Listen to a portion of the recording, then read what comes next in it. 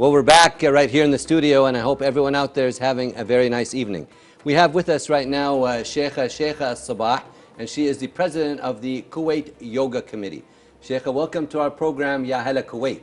Thank you, Tariq. Thank you for having me. It's a pleasure to have you with us. And Sheikha, you recently met the Indian Prime Minister Modi during his visit to the state of Kuwait, as you were recognized by him for your contributions towards yoga. Can you tell our audience about this award that you received and what it means to you, and also congratulations? Thank you so much. Thank you. The Padma Shri is one of the highest civilian awards in India. When they first told me that I've received it, honestly, I didn't know what it was. But when I researched it, I was deeply honored and humbled.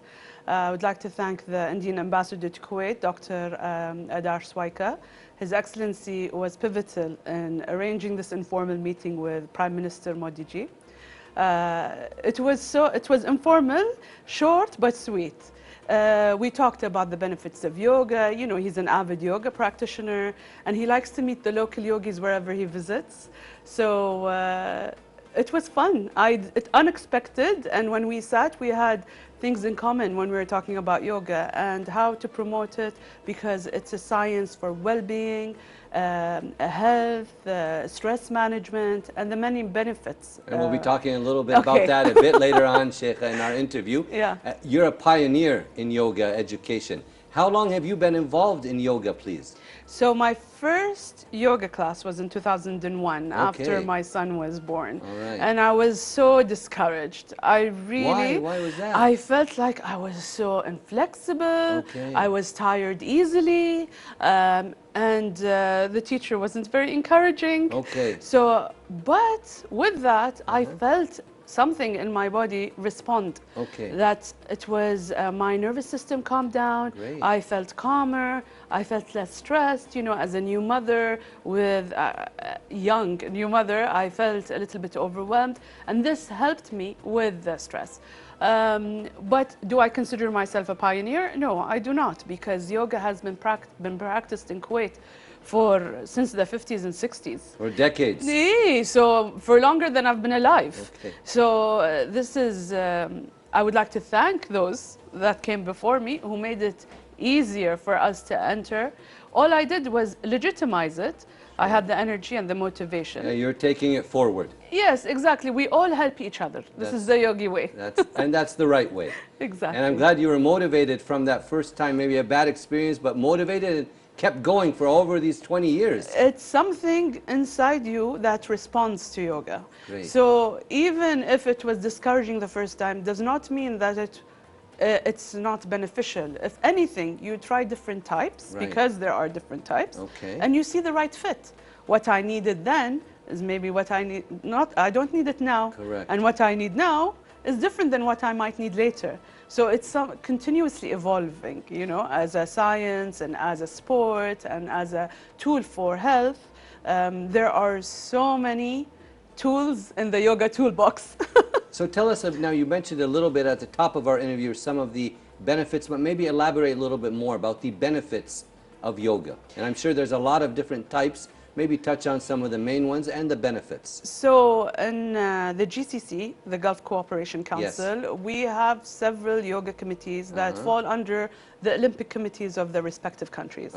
And we've all come together as yogis in the region, and also in North Africa and the Arab world and beyond, to define the yoga so we have a better understanding to promote it in the region and to help others understand the benefits of yoga. Most people, they practice traditional yoga, which is Hatha, Iyengar, Ashtanga, Vinyasa, Raja yoga. There are so many different traditional types, Hatha. The list goes on. And so many benefits from it. And the other kind of yoga is therapeutic yoga. So there are applications of therapy using yoga, using the breathing, using the postures. For example, we have sequences that treat diabetes. We have sequences for sciatica.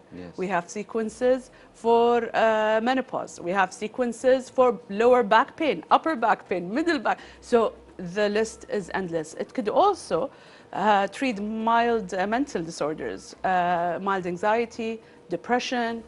These are specific yoga poses that can help with these things. Amazing. So many benefits to yoga, and it's a pleasure to have you with us this evening right here on the program.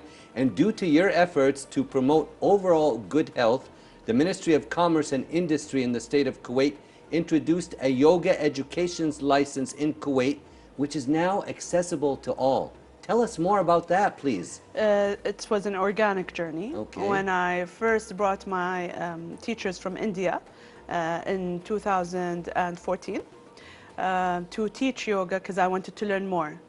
I did the teacher training not to teach, honestly. I did it because I wanted to learn more about my body, about my mind, about my breath, and how I can be stronger, more present, and be there for the people that I love. Amazing. So after finishing the teacher training, I wanted to spread what I found, the knowledge that I found useful and beneficial to myself. And I said, no, if I'm going to start, I will start right. And why isn't there a yoga education license in Kuwait? Why don't we have a yoga studio license? There's nothing that bars it. And this was a journey that I embarked on in 2014. And in December 4th, 2014 was the first yoga license in Kuwait, issued by the Ministry of Commerce and Industry. Over 10 years ago. Over 10, I'm so grateful and thankful. You know, we live in a country that is so supportive, and they give tools to the entrepreneurs to help. Yes. I felt welcomed. People were curious. They asked. Good. So, and I'm happy to say that there's so many other yoga studios that have come up and use this license. So we've opened the doors. Amazing. And the more the merrier. That's great to hear, and I'm sure the audience watching right now can feel your enthusiasm and you're passionate about what you're doing. And on the 28th of April, the Kuwait Olympic Committee approved you as the president of the Kuwait Yoga Committee. Can you tell us, what does that entail exactly? So I'd like to thank the Kuwait Olympic Committee, Sheikh Fahad and Sheikh Mubarak, and the general manager of all the committees as well. They were very helpful in facilitating the induction of the committee. And what is going to entail, it's just baby steps. It's only been a month. But what we would like to do is promote yoga in the region, in Kuwait, to work with the community, the yoga community as well, and support them. And to provide yoga for senior citizens, children. Very good idea, yeah. Because, you know, they're isolated, and yoga is accessible for everyone, regardless of their ability. You can do chair yoga if you can't get off the chair. Okay. You can do breathing if your mind is racing and you need to calm down. It's a tool for stress management. It's a tool for well-being. And we can use all these tools to live better lives. So we would like to spread that in the community as well. Very well said, and it's a pleasure to have you on our program this evening, and congratulations on the honors that you've received. Do you have any final words or comments for the audience watching our program this evening? Do not be discouraged by your first class. I was, and I kept on. Try, there's so many different types of yoga. Try and see which is the best fit for yourself. Thank you so much. Thank you. It was a pleasure having you. Thank you. Thank you. We'd like to thank our distinguished guest, Sheikha Alsabah, the president of the Kuwait Yoga Committee, for joining us this evening right here on the program. Right now we're going to take a short break and then we'll be moving on to our next report, so stay tuned.